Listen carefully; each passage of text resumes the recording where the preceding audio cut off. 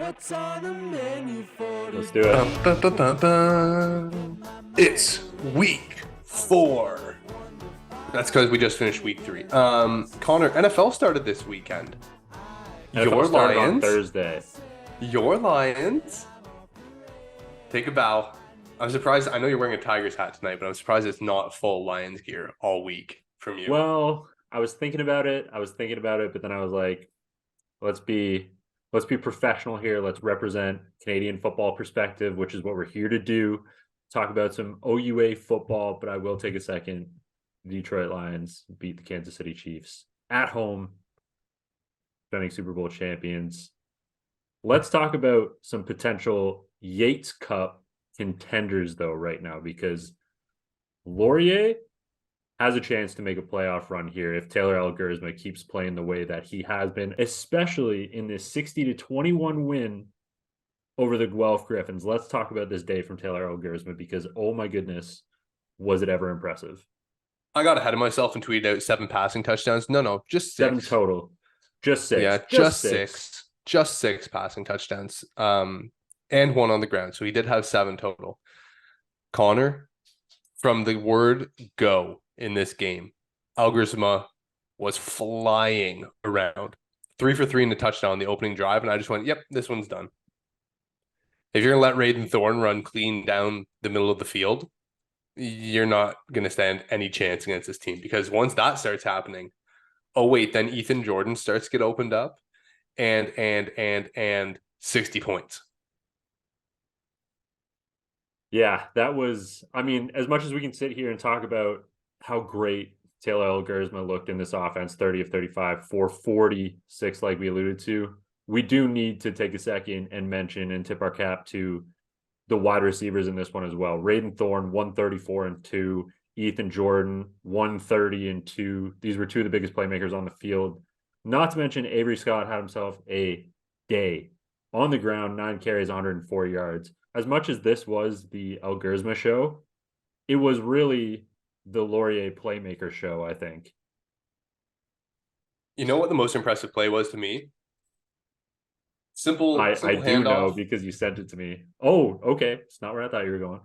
Simple handoff to Quentin Scott. He gets his face mask reefed around to the side, says, doesn't faze me, takes off for 30 yards. Pardon? Dude, you just got your neck wrung out like a towel from your face mask. You should just drop on contact. No, shrugs it off like it's no big deal, wanders for 30 yards. Imposes well at the end of it. I think he ran over a guy like as he was going down. But it's like, come on, seriously, like that is the type of play that these Laurier Golden Hawks are making that makes you say, whoa, they're not messing around. And then on top of that, they have the speed and finesse and flash to put up 60 points. Yeah, no, it was certainly an impressive showing from their offense, but in this one too, to me, the defense was absolutely outstanding. And I know we talk about this guy seemingly every week now, but it's because he keeps giving us a reason to. 5 sacks for this Laurier defense. Luke Brubaker, I think, was at the forefront again of the effort. There was a few other guys that had, very good games, but to me, when you're watching this game and when you're watching it back, like Brubaker is the leader, is the drive of this defense, I think. All right, let's talk about Guelph for a little bit, because I know they were missing Mortuzo again.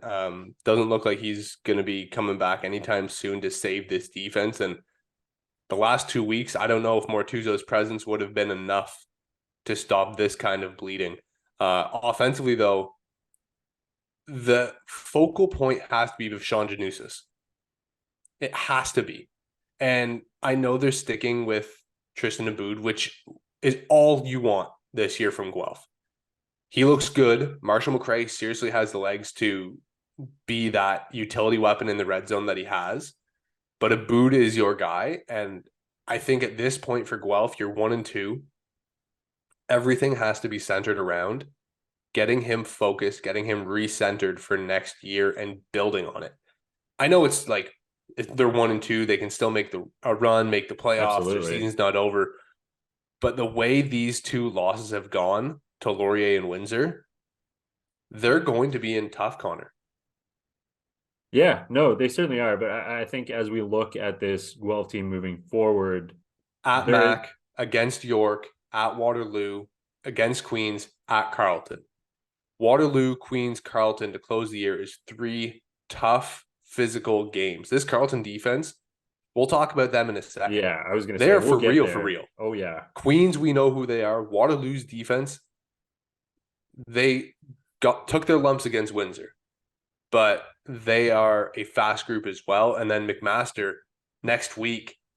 How do you rebound from a 60-point loss when Keegan Hall is going to throw the ball the same damn ways Elgersma just diced your defense apart?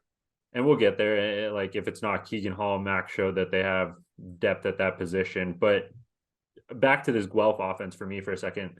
To your point about Tristan Aboud, I think he's shown enough now in his, let's call it two actual starts. He got some 3 starts, but 2 full games with playing time in this one. He goes 22 completions, 277 and a touchdown, no interceptions. I think that's a lot to build on in the coming weeks. I think that there's a lot of positivity there for Aboud, because what more in this type of game where Laurier is just absolutely on fire, everything seemingly is going their way. What more can you ask from your quarterback than to just go out and execute and do a good job of taking care of the football, putting it in your playmakers' hands to make plays? Like, he did kind of everything that you're supposed to as a rookie quarterback in this game, I think. But yeah, it does, instead of 1 touchdown, we need to start seeing those kind of multiple touchdown games, not from Aboud, but I think from the Guelph offense as a whole. All right, let's go now. Windsor Lancers 37-0 over the Waterloo Warriors. Connor, you were excited for Nick Orr, and then the Windsor pass rush stepped off the bus. Yeah, man. I think what we've seen from Nick Orr so far in his debut has certainly been impressive. But in this matchup, unfortunately, you run into one of the hottest defenses in the nation right now in the Windsor Lancers. Look at what they've done up front. It's so damn impressive. They came into this one with 10 sacks, leading the country. They pile on 6 more, and they hold Nick Orr to 89 53, yards through the yeah, air. on 53% completions too, and an interception. And my guy in this one, Clayton Musin, added 2 sacks on the day, and he is an absolute force in this Windsor pass rush. It is so impressive to watch him play. It is so impressive to watch this Windsor Lancers defense play. I know we talk about the offense a lot, and Danny Skelton did have himself a day in this one, but man, this, as a defensive guy, this defense is a lot of fun to watch. Yeah, and with this team, like, they're putting up points in this game, and it's not because they're dominating the time of possession. It's not because they're so one-dimensional on offense. It's 400 yards from Danny Skelton. Okay, well, 150 or 160 between Zorn and John. Okay. Then they have the punt return touchdown from Giovanni Cunningham. And they also have like a ton of field goals. So they are truly a balanced team, Connor. This defense contributes, special teams continues, offense contributes. And for people that have Windsor on their schedule, it's not just can you slow down the run, because they have the playmakers and they have the quarterback to really make you pay if you go in tight and all in on the run game. One of my favorite quotes from this weekend, just quickly before we move off this game, one of my favorite quotes from the broadcast this weekend was from the Waterloo team, because it was a Waterloo home game. They're talking about how there is a Western connection, a Western coaching tree connection to either of these teams, but they mentioned Windsor specifically in saying, this year there's a little bit of Western Mustangs in this Windsor Lancers team, which just, I love to circle back to this. It comes around to our preseason chat with Coach Cercelli, where he said the best teams in the OUA, they run the ball really well. So I do kind of like to see that come full circle a little bit as the Windsor Lancers move to 3-0 on the season. The third of the 1 o'clock games, also the biggest blowout of the weekend, Connor. McMaster Marauders 71-0 over the York Lions. 36 first downs, 570 yards of total offense. Keegan Hall and the starters pulled before halftime for the most part. This game got out of hand really quickly. McMaster still didn't really try to run the ball, which is, I mean, they attempted 42 pass attempts. So with that being said, they ran the ball, I think, about 20 times, and 2 of those were sacks for negative yardage. So 18 rushes. I think that this team is really built on their passing identity, and defense held up. But once again, for York, Connor, it was the offense not being able to sustain anything really in terms of drives. Split time between quarterbacks after Owen Webb threw 3 interceptions. Run game didn't really get going. Receiving, not a whole lot there either. So with this game, I don't think we spend too much time on it. McMaster obviously moving on as they continue to stack up wins early in the season. Yeah, I think those are my takeaways a little bit in this game too. I guess their first win of the season. Yeah, but yeah, just those, as I was saying, those are kind of 2 of my takeaways in this one as well. Is like I think York just ran into a pretty fired up McMaster team coming off. Yeah, angry McMaster team coming off that loss to Western, and you know, I really do think which isn't surprising if you've watched McMaster football for the last 3 weeks. We've found out their identity on offense here. I mean, they've got a handful of receivers who go over 40 yards in this one. Obviously, Jackson Cooling 135 the touchdown, Puskis 84 in the touchdown, Patton 50 in a touchdown. The identity of this McMaster Marauders team is throwing the football, and they have certainly found their guy in Keegan Hall. But I think there's also some depth there, which is great to know. But Keegan Hall goes 302. York ran into a pretty mad McMaster team, as you said, and they're going to throw the ball no matter who it is. Yeah. All right. Well, let's move on to the Queens Toronto game here, because matchup. Yeah, this one was pretty interesting. Toronto down 12-9 at the half. Really weird where offense didn't get anything going. It was a pick 6 from Ryan Collins that put them on the board, and then Queens gave them a safety towards the end of the second half to save field position. And then all of a sudden, it was, well, here comes Queens. Blocked punt, Jared Chisari, Alex Freakin. This team just kind of kicked it into another gear, and I'll credit, like you did, the broadcast team, because as they were kind of down below the broadcast booth as Queens was heading in, or in at halftime, Coach Schneider, I guess, had said something to the tune of, let's get a bit more serious now, guys. And they came out and responded to the coach's message. Queens really dominated Connor this game through and through, save the pick 6. The Toronto offense didn't really get much going. Kinsale Phillip 5 of 12, 40 yards, 5 attempts for 26 yards on the ground. Then they just kind of moved away from him. I don't know if it was injury. He did have tape around one of his calves, but I don't know if it was the reason to keep him out of the game. And Scott Barnett came in and they tried to move the ball, but once again, it was more of his legs than arm that were doing the damage for this Toronto team. Yeah, I mean, when you look at this, it's another tough day for the Varsity Blues offense, and they ran into, you know, a really good defense, I think, in this one. When you look at what Queens was able to do, 3 sacks, 5 TFLs, a whole bunch of tackles, some pass breakups, a block, fumble recovery. Welcome back, Keegan Vanek, on that fumble recovery for a touchdown. But they ran into, you know, a really stout Queens Gales defense in this one. And I think my other point that I want to make with Queens, as we're talking about them a little bit here, is I think going into week 4 now after this game, especially after week 1, when, you know, there was some kind of questions from us, I would say, after their week 1 game against Laurier, I think their offense now really, really had a good day. I think it's going to build their confidence. It looked like they found their groove. Jared Chisari, 17 carries for 170 yards and 2 touchdowns. That is a Polkian performance, if I can say so, this week. But yeah, that's kind of my takeaway here for the Queens offense, is I think that having a type of day like this is only going to be a stepping stone, I think, for them, or like aha moment for this Gale's offense. Now, I don't want to jump too far ahead, Connor, because Queens Western is still a week away. But we're going to move now to the Western Carleton game. And not only is this a road trip to Ottawa and home for the Mustangs, they then have to double back and go to Queens and home again. Yeah. As Queens has already had their bye, Keegan Vanek, obviously, like you said, welcome back moment.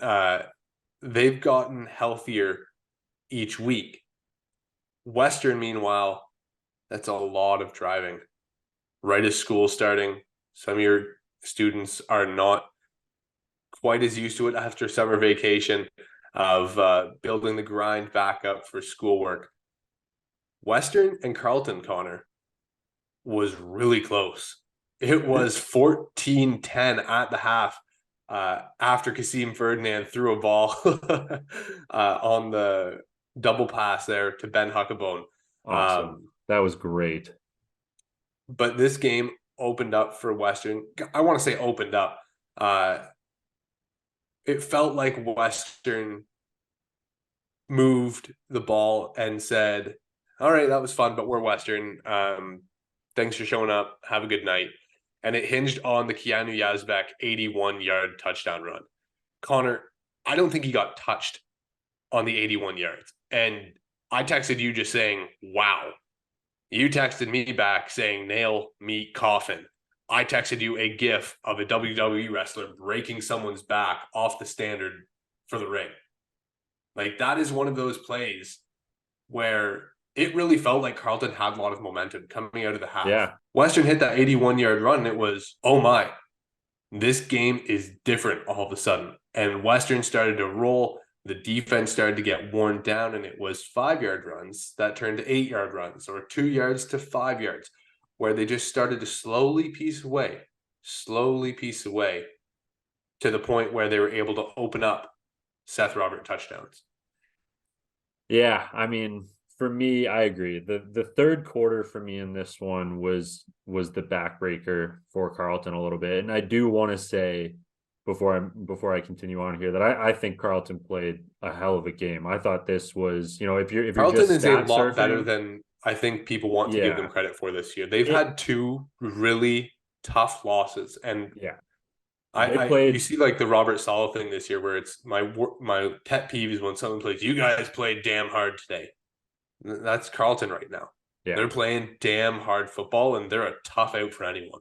Yeah. I mean, this 10-point loss, I know that's a pretty close score in football anyways, but this 10-point loss for me was a little bit closer than if you're just kind of surfing along and just see it. Like, if you watch this game, it was a competitive ball game. It was close to the wire, but it was the third quarter. When you get blanked in the third quarter and you allow the other team to go from, down 4 to up 10, and you don't kind of pace them, at least kind of keep it within 3, and then allow another touchdown going into the fourth quarter. You score one late. But yeah, the Western after that Yazbak touchdown, it really did feel like Western took the lid off the jar, really opened things up, found that stride. But there was a lot that I liked from Carleton in this one as well. I mean, shot for shot, when we're looking at the quarterbacks in this one, Tristan Lefebvre paced Evan Hillock. It was Evan Hillock 254 for 3, Tristan Lefebvre 200 for 2. Yeah, I'm really liking Lefebvre in this offense this year. And shout out to Josh Ferguson too, by the way. Oh no, I got another 1,000 yards. I've got another shout out. Louis Laveau. I know we talk about Kevin Victome as the shutdown corner in the country.